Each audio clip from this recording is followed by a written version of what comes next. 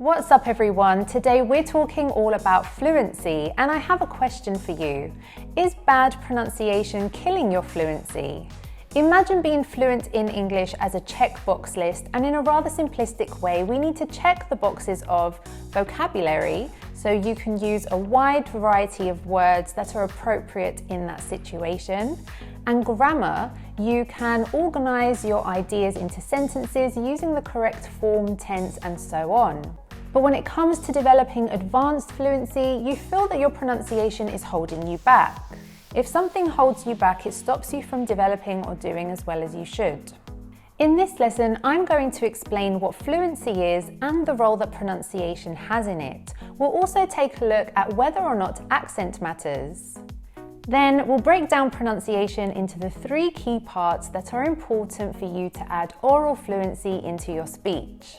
But before we get into it, I want to let you know that we are here to guide you beyond the classroom to live and learn and speak English in the real world. So be sure to hit that subscribe button and the bell down below so that you don't miss any of our new lessons. So first of all, what do we mean by fluency? Oral fluency is the ability to speak a foreign language easily and effectively, combined with the ability to effortlessly understand others who use this spoken language. Some academics regard fluency as smooth, rapid, effortless use of language, and natural language use, or language that is spoken easily and without many pauses. Now, when we talk about smoothness of speech and natural use of language, we are referring to pronunciation. And of course, this is a key part of fluency. Fluent speakers are easily understood because they can clearly produce the individual and joined sounds of English. So they've mastered rhythm, intonation, linking, and stress. So they sound natural when they speak. Now, you can be fluent in English and have an accent. So over on our Learn English with TV series channel, we actually investigated the accents of Priyanka Chopra, Deepika Padukone and Sofia Vergara, who have an excellent level of English, but they do have an accent. So if you haven't watched those lessons, I highly recommend you check them out. I'll link them down in the description box below. Essentially, pronunciation is the way that we say words and sentences. This is how we pronounce each of the words we say and how we pronounce them together in a sentence. As you may know, when we speak, we don't say a sentence as if it was a list of words, pronouncing each word separately. Rather, we connect them. But let's actually go a little deeper. There are 3 key aspects of pronunciation that you need to master if you want to become a fluent English speaker. These are rhythm, intonation, and stress. Now, chances are you've probably acquired these to some degree. You've probably imitated certain characteristics of the way that native speakers speak, and so you generally have the right rhythm, intonation, and stress. However, if you really want to master these areas, you need to understand certain aspects of them. So what is rhythm? This is the speed and cadence of how you say a sentence. So as I mentioned before, we don't say each word at the same speed. That would sound very boring and very robotic. Now, the rhythm of English might be different to the rhythm of your native language, so it's really important to understand the unique rhythm of English. Now, think of rhythm as syllables and a beat. In a sentence, each word has 1 or more syllables.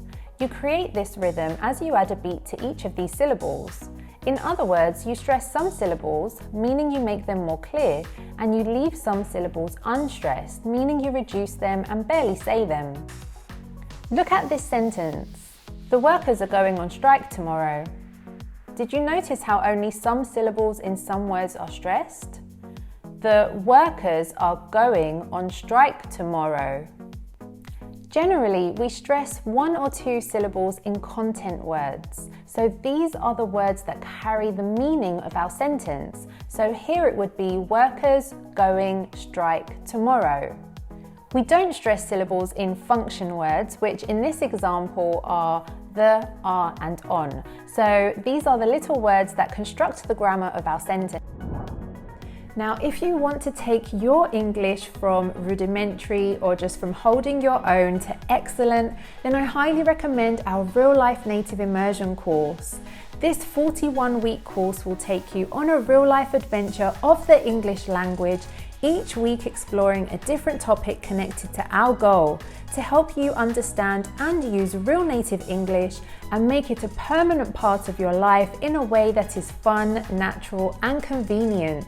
And the best part is you can try it right now for free with our 3-part power learning series. All you have to do is click up here or down in the description box below to learn more and sign up now. So if the rhythm is made up of beats, intonation is the melody of the language. In fact, this is often described as the music of English. This refers to the pitch patterns that a speaker uses when communicating in English. And there are 3 patterns of intonation. Falling intonation, a fall of the voice from a high pitch to a very low pitch in the last stressed words. This can happen in work questions such as, what time does the film finish?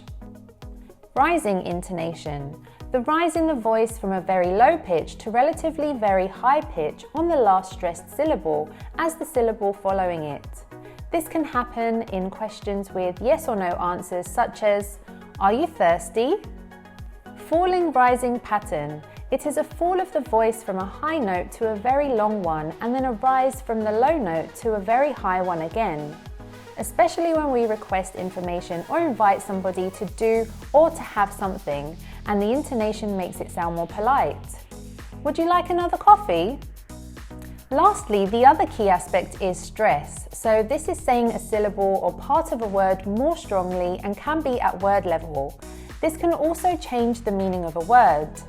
For example, present is a noun and present is a verb.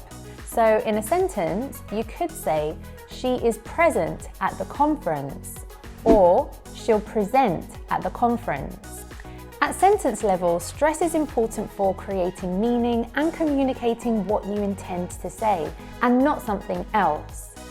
This is known as contrastive stress. Jane spoke English yesterday. Jane spoke English yesterday. Jane spoke English yesterday. Jane spoke English yesterday. Another aspect of pronunciation that is essential for fluency is connected speech. Now, imagine connected speech as all the things that I've just spoken about coming together. When we talk about the rhythm of English and how some words are unstressed, what we mean is that those weak syllables are going to start to be reduced and linked to other words, so your speech will become a lot more natural and will flow more. So we've come to the end of our lesson, but do remember that the 3 key areas of pronunciation are rhythm, intonation, and stress, and ultimately connected speech, which ties everything together. So I hope pronunciation won't hold you back any longer and you can start working on these patterns to improve. But now it's time to go beyond the classroom and live your English. Ah, yeah. So rudimentary is another way of saying basic or not so developed. So if you were to describe someone's English in this way, we would tend to think of someone with maybe more of a strong or thick accent. Now, what we mean by having a thick or a strong accent is someone that is speaking English with more of a tone and a sound of their